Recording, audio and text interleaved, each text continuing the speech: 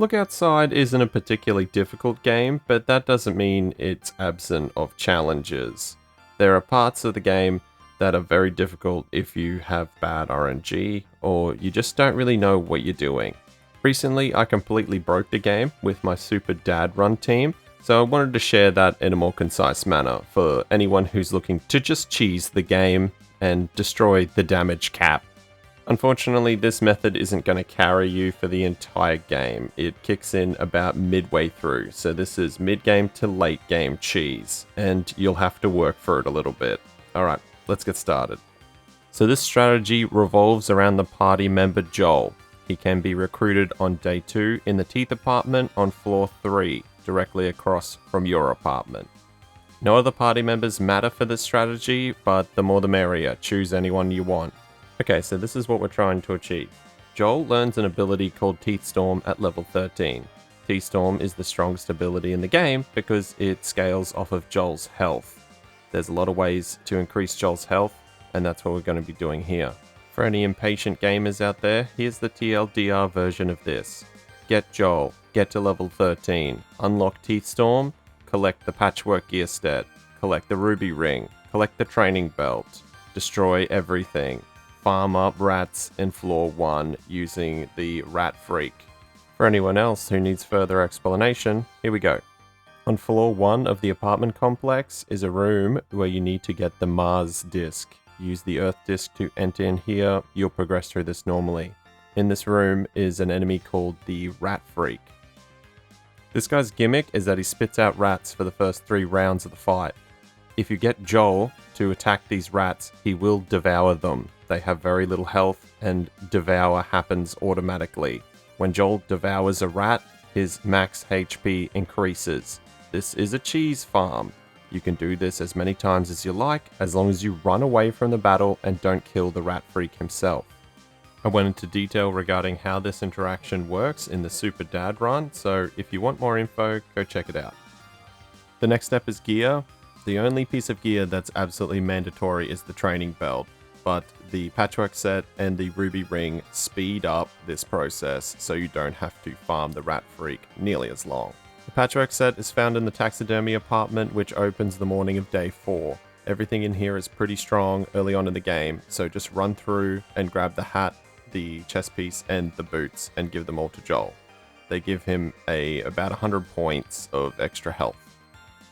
The next piece of equipment is the Ruby Ring that the Curio merchant sells when he comes to the door. It costs $400, it is very expensive, but it will increase Joel's health by an extra 100 points. The last piece of gear we need is the Training Belt that is found at Mutt's shop on the ground floor. Mutt puts this up for sale randomly throughout the 15 days, so hopefully you get it early in your run.